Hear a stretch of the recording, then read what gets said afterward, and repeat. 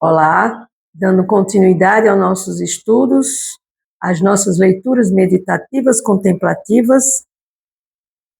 Por que meditativa e contemplativa? Porque nós lemos, fazemos a nossa leitura, nós contemplamos todos os assuntos e nós vamos nos identificando com cada um deles e fazendo breves comentários acerca da nossa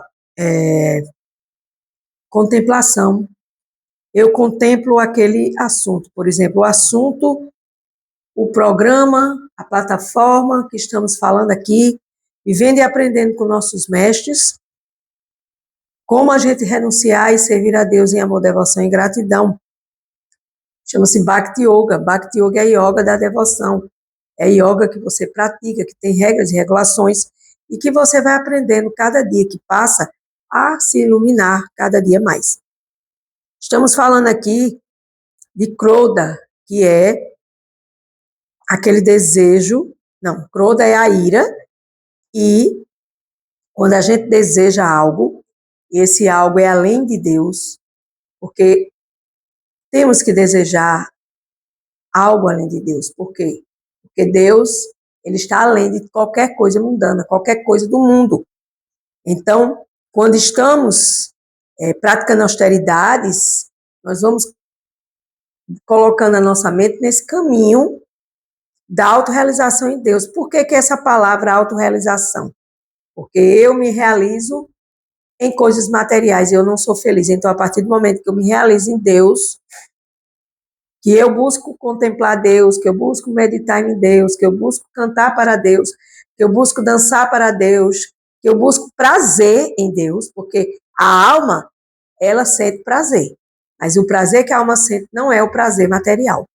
Por isso que nós nos enchemos de prazeres materiais e nós não nos saciamos, porque quanto mais tem, mais quer, quanto mais tem, mais quer, e nesse processo a gente vai esquecendo que se for mundano quer dizer do mundo, e mesquinho, o desejo se converte em Krodha, que é a frustração ou a ira, e derrubará o nosso avião, que está decolando em direção a Deus.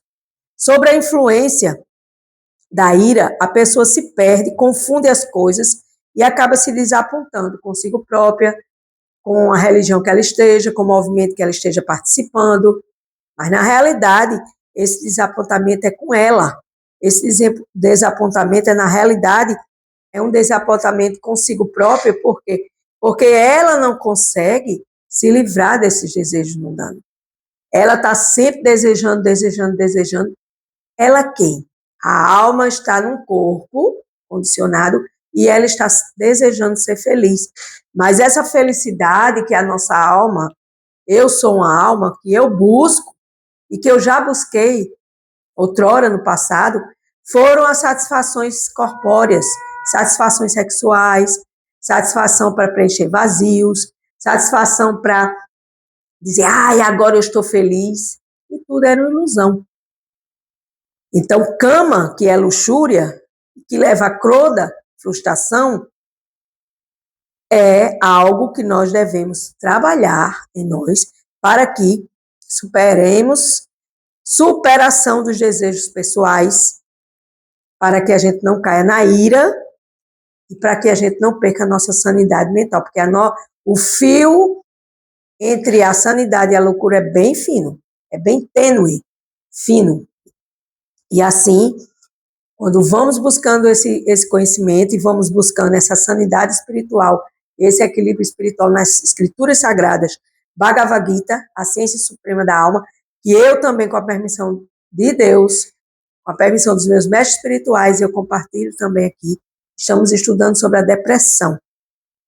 Então, a Bhagavad Gita explica que ambos, Kama, luxúria e Krodha, ira, são os maiores inimigos da alma corporificada. Então, por quê? Porque quando nós desejamos coisas materiais e nós nos frustramos, nós vamos para ira, com raiva, ficar com raiva, aquela pessoa não gosta de mim, aquela pessoa não me quer mais, eu fui rejeitada, eu agora vou querer outra coisa, aí quando não consegue outra coisa, começa a beber, começa a se drogar, começa a pegar seu dinheiro e a jogar jogos de azar.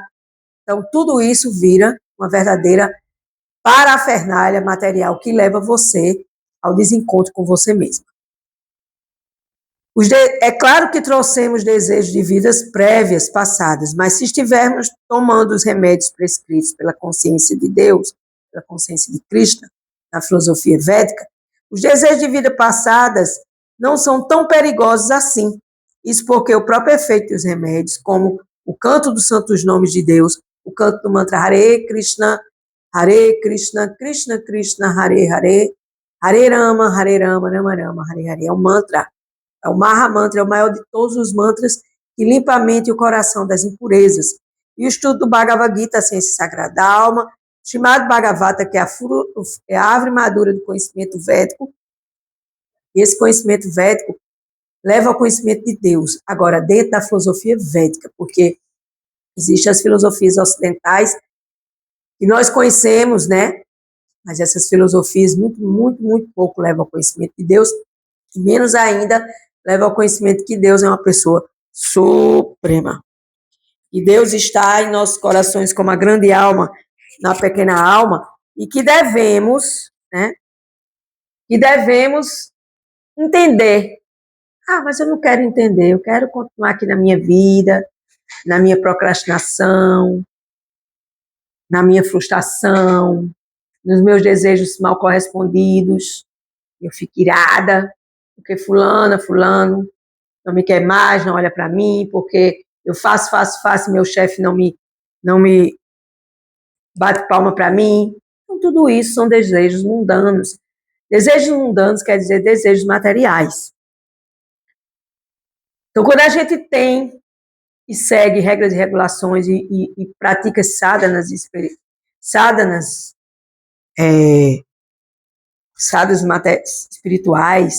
sadhanas que nos levam ao conhecimento de Deus e a nossa relação com Deus cada dia mais e melhor, nós vamos abandonando esses desejos mundanos e vamos transformando esses desejos para Deus, para agradar a Deus. A gente não pensa nisso. Por quê? Porque a gente não tem inteligência espiritual, a gente não tem QI espiritual, a gente não tem uma inteligência espiritual, a gente muito menos tem uma inteligência emocional.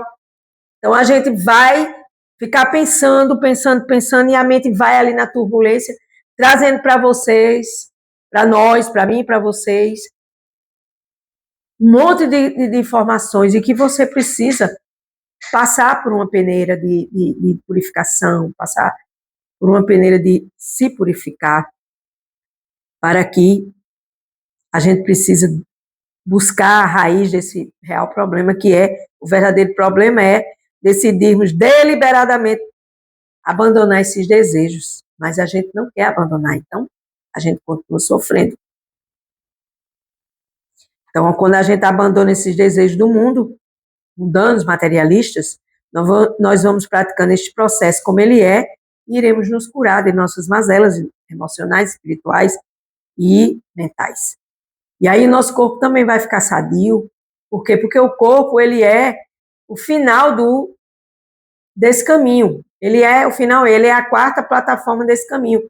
Espírito primeiro, espírito, mente segundo, terceiro emocional e quarto físico. Então, enquanto a medicina, a psicologia, todas as filosofias não colocarem como primeiro plano, como primeiro plataforma principal a parte espiritual, a gente vai estar perdido.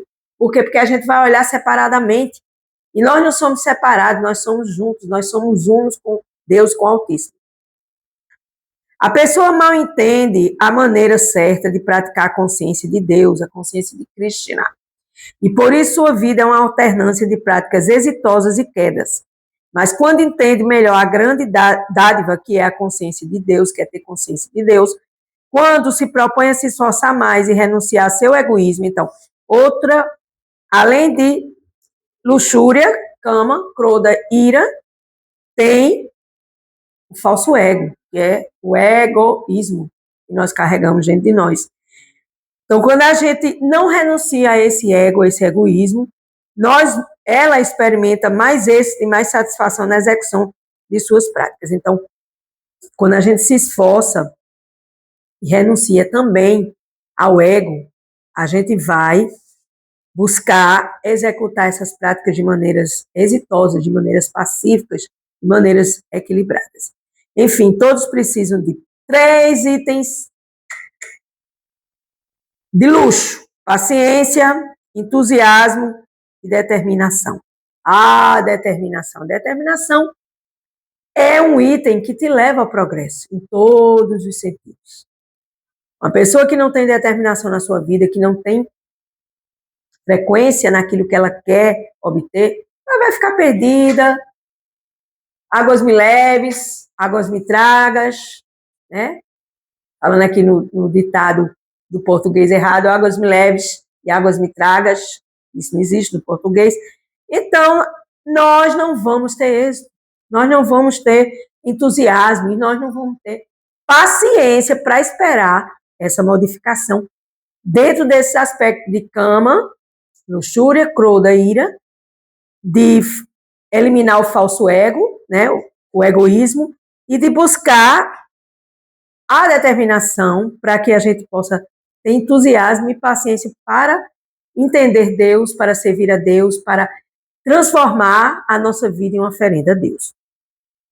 Então, com a paciência, entusiasmo e a determinação, com essas 3 qualidades, pratica-se cada vez mais e melhor e se torna manter o voo espiritual em direção ao Supremo.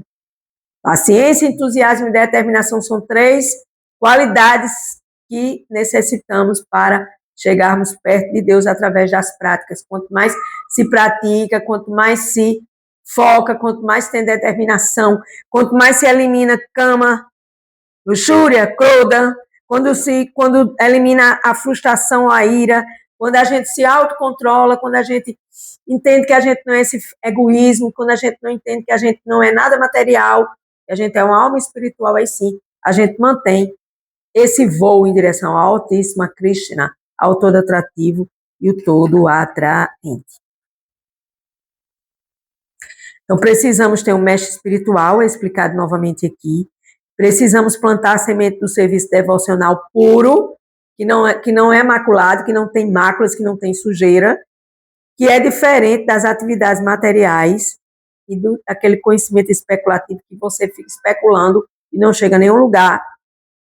E aí você pode semear no seu coração essas sementes que irão germinar. A semente de Bhaktalata, que é a semente do amor puro por Deus, que ela precisa germinar no coração de cada devoto, de cada alma, em cada corpo, para que esse caminho se desenvolva, para que essa plantinha, através de uma semente, ela germine e um dia você possa chegar ao amor puro por Deus. Então, a gente precisa estar focado nisso, né? Então, quando o devoto satisfaz o mestre espiritual e a Deus, a Krishna, essa semente do serviço devocional cresce e se torna uma planta, que gradualmente chega ao mundo espiritual, ou seja, ela está indo em direção a Deus, ou seja, o voo espiritual é para cima. Uma planta comum exige refúgio para crescer. Similarmente, a planta do serviço a Deus cresce continuamente, até se refugiar no mundo espiritual, sem se abrigar em nenhum planeta do mundo material. Em outras palavras, aqueles que foram cativados pelo serviço a Deus não têm desejo de se elevar a nenhum planeta material. O planeta mais elevado do mundo espiritual é Krishna Loka, ou seja, a morada eterna, onde mora o Supremo, chamado na filosofia védica de Krishna Loka ou Goloka Vrindavana. Então, são nomes que indicam planetas superiores, ou seja, o planeta mais superior de todos os planetas é onde habita Deus. Sim, Deus é uma pessoa, ele tem o seu planeta. Aliás, ele tem todos os planetas, mas ele mora no seu planeta, no planeta mais elevado da camada 181. Como é explicado, como eu também já fui explicado isso, através do meu mestre japonês, que ele fala que existe 180 níveis espirituais, mais 181, que é onde está o Supremo, que é para onde a gente deve se esforçar para chegar um dia como alma, porque o corpo material pertence ao planeta Terra. Nós não somos o nosso corpo material que pertence ao planeta Terra, nós somos um corpo, uma alma, Aham Brahmasmi, em sânscrito, e essa alma ela pode habitar outros corpos até chegar habitar eternamente a morada de Deus sem precisar ir para mais habitar em nenhum corpo diferenciado e nenhum planeta que esteja abaixo deste planeta do Supremo. Então, a planta devocional se refugia. Então, quem fala aqui é Srila Prabhupada nos ensinando como chegar lá. Então, nesse processo de Bhakti Yoga, nesse processo de desenvolver-se em Bhakti, é muito importante estudar as escrituras, é muito importante estudar a Bhagavad Gita. Por quê? Porque a Bhagavad Gita é a canção do Supremo, e através de versos e capítulos, tem 18 capítulos e mais de 700 versos, ela vai levar esse conhecimento para que você cresça, amadureça, né? E busque essa conexão com Deus. A Bhagavad Gita é uma citação belíssima que menciona que quando se associa com outros devotos, um devoto sempre se dedica a ajudar o outro, facilitando assim a lembrança de Deus e, consequentemente, ajudando a se fortalecer em paciência, entusiasmo e confiança. Então, a gente precisa também de associações com pessoas que pensem, sentem e agem igual ou parecido. Prabhupada diz que é isso, que é como um alimento, a semente da trepadeira da devoção amorosa. Então, esse alimento, a semente da trepadeira do amor amoroso, dessa sementinha que precisa germinar em nossos corações, a gente precisa também se unir a outros corações que querem a mesma coisa, porque a maioria das pessoas querem tudo igual. A maioria das pessoas pensam, sentem e agem igual dentro de uma caixinha fechada, dentro do molde da sociedade, que se você não fizer aquilo outro, você está fora desse molde. E é bom que a gente, quem não quer ser igual, saia mesmo dentro desse molde, né? E aí essa semente dessa trepadeira da devoção amorosa, ela vai crescendo até um belo dia, fura as camadas do universo material e alcança o mundo espiritual e se abriga sobre os pés de lótus do Senhor Krishna.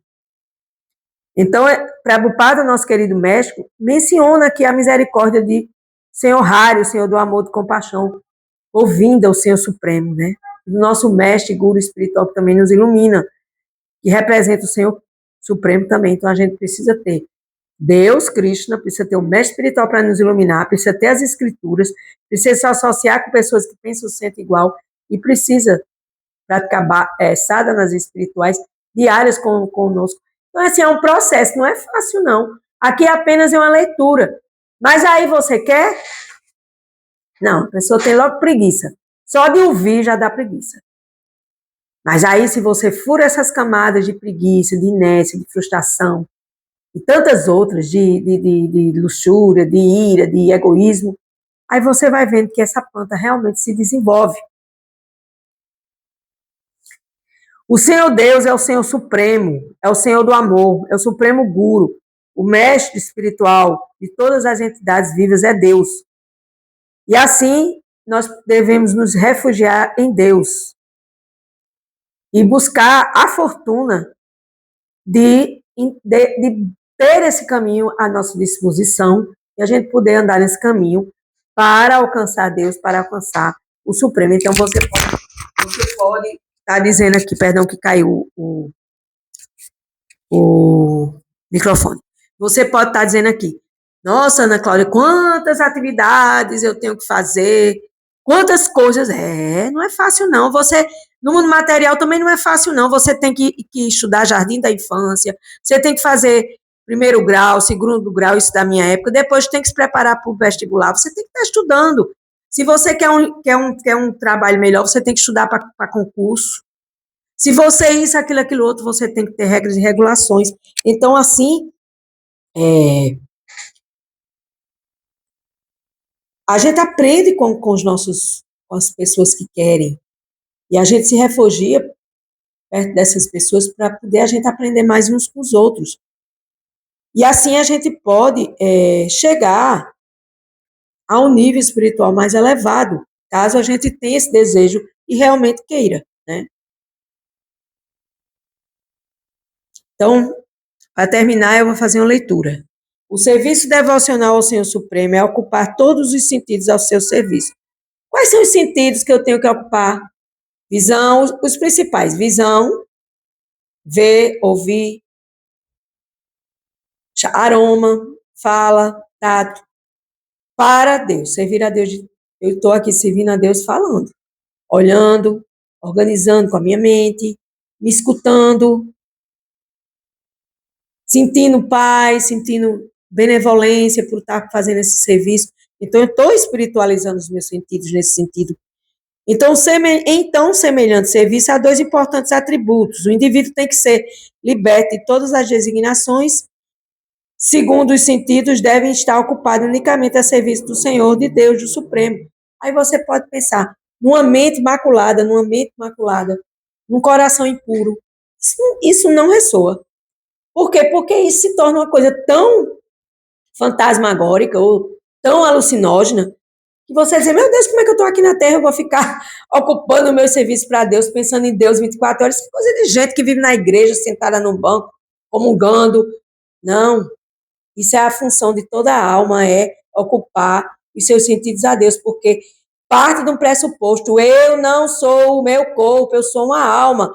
E se eu sou uma alma, eu tenho os atributos para servir a Deus. Eu tenho os caminhos para aperfeiçoar os meus talentos para servir a Deus. A parábola dos talentos que Jesus fala na Bíblia fala exatamente sobre isso que eu estou falando agora neste momento.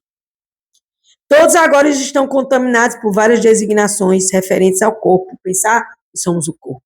Todos estão pensando, pertence ao país X, pertence a certa sociedade, pertence a determinada família. No entanto, quando alguém chega ao estágio de serviço puro a Deus, toma ciência de que não tem ligação com nada além de servir a Deus. Novamente, o nosso mestre Srila Prabhupada fala isso. Então, Bhakti Yoga é a ciência do amor, da devoção. É o que eu estou tentando praticar vou entrar para o 4º ano.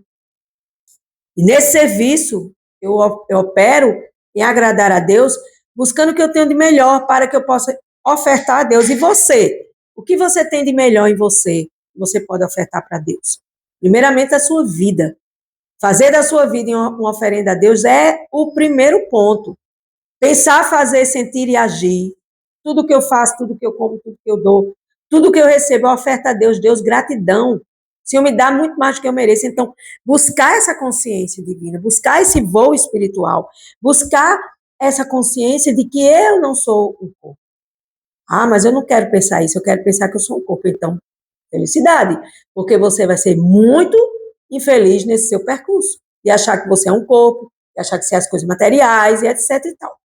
Eu sou Ana Cláudia Chandra, aqui, renúncia completa no serviço devocional, aprendendo com os nossos mestres, fazendo essa meditação maravilhosa, para que a gente possa se encontrar cada dia mais com Deus, e deixar de lado essas coisas materiais que só nos iludem nesta vida material. Com gratidão, encerro mais um dia. Gratidão.